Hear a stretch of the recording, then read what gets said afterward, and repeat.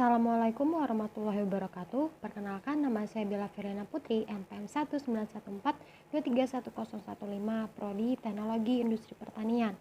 Pada video kali ini, saya akan menjelaskan mengenai teknologi proses pengolahan limbah cair nanas menjadi biogas di PT Giant Food untuk memenuhi tugas ujian akhir semester mata kuliah teknologi pengolahan limbah akhir. Yang pertama yaitu ada kolam storage atau kolam baru. Jadi kolam storage atau kolam baru ini merupakan kolam tempat penampungan limbah cair nanas dalam jumlah besar. Limbah cair nanas sebelum masuk ke kolam baru atau kolam storage telah disaring terlebih dahulu untuk memisahkan bonggol dan juga kulit nanas. Tahap yang kedua yaitu ada screening ekstraktor, yang mana limbah cair nanas dari kolam storage tadi akan dialirkan ke screening ekstraktor untuk dipisahkan kembali padatan-padatan yang sekiranya tidak dibutuhkan dengan limbah cair agar tidak mengganggu proses selanjutnya. Padatan-padatan yang tersaring akan dibuang ke bak penampung yang tersedia dan limbah cair yang dihasilkan akan dialirkan ke kolam primary clarifier selanjutnya. Selanjutnya ada kolam primary clarifier, di mana kolam primary clarifier ini akan terjadi proses pemisahan antara endapan yang tersisa dari proses penyaringan dengan limbah cair nanas yang murni. Proses ini dilakukan dengan cara sedimentasi, yaitu dengan mengendapkan endapan di bawah permukaan kolam dan juga di atas permukaan air atau disebut dengan pulp. Endapan dan pulp ini kemudian dipompa dan dibuang ke kolam pembuangan. Sedangkan limbah cair yang sudah terpisah dengan endapan dan pulp akan dialirkan ke kolam EQ.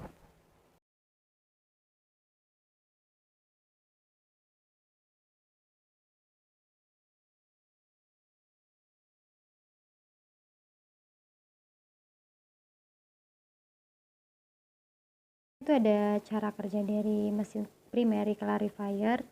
Mesin ini seperti yang kita ketahui bahwa bisa juga dikenal dengan proses sedimentasi atau pengendapan endapan di bawah permukaan dan juga di atas permukaan. Pada mesin primary ini terdapat beberapa alat dengan fungsinya masing-masing untuk membantu proses pengendapan atau sedimentasi.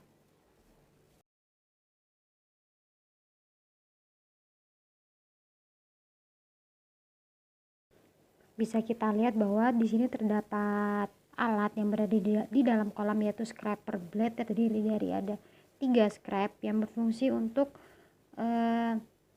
mendorong endapan atau lumpur yang berada di bawah permukaan.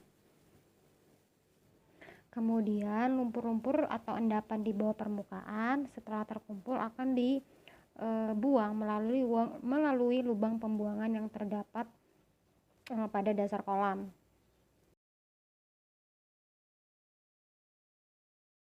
Kemudian selanjutnya itu ada alat skimmer. Nah, skimmer ini terletak di atas permukaan kolam, yang mana fungsi dari skimmer ini untuk mendorong buih atau pulp yang terdapat di atas permukaan air.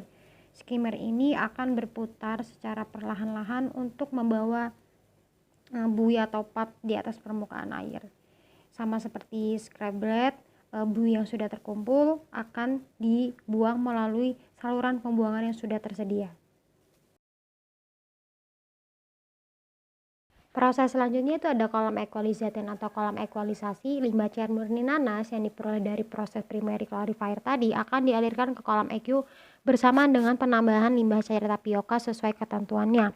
Pada kolam EQ ini, kedua jenis limbah akan dicampur atau dimix dengan alat mixer berukuran besar yang terletak di dasar kolam. Fungsi dari kolam EQ sendiri ini untuk mengontrol pH atau menetralkan pH kedua jenis limbah, serta untuk menyamakan debit dan juga konsentrasi air limbah sebelum dialirkan ke proses selanjutnya. Kolam selanjutnya itu ada kolam degasifying basin. Limbah cair nanas dan limbah cair tapioka yang sudah tercampur tadi akan dilahirkan ke kolam degasifying basin, yang mana di dalam kolam ini terjadi proses pembuangan gas O2 dengan cara limbah cair akan diaduk dengan mesin mixer. Kemudian gas O2 yang terkandung dalam limbah cair akan bergelembung ke permukaan kolam. Pada kolam degasifying basin ini juga dilakukan penambahan bahan-bahan untuk keperluan hidup bakteri dalam proses pembentukan biogas atau gas metan nanti, antara lain penambahan amonium, Fe, dan juga kapur. Proses yang terakhir yaitu ada metan reaktor, yang mana setelah melalui proses pembuangan gas O2 dalam kolam degasifaimbasi, limbah cair akan dilahirkan ke dalam metan reaktor dan mengalami proses fermentasi secara anaerob.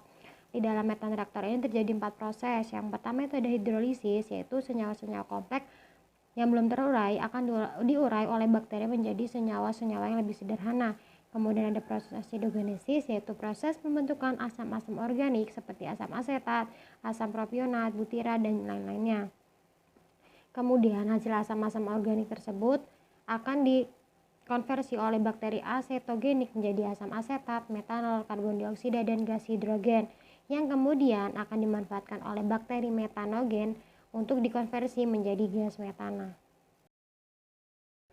Berikut ini adalah contoh bakteri atau granula yang membantu proses pembuatan biogas dalam metan reaktor. Bakteri atau granula ini akan mati jika terkena oksigen.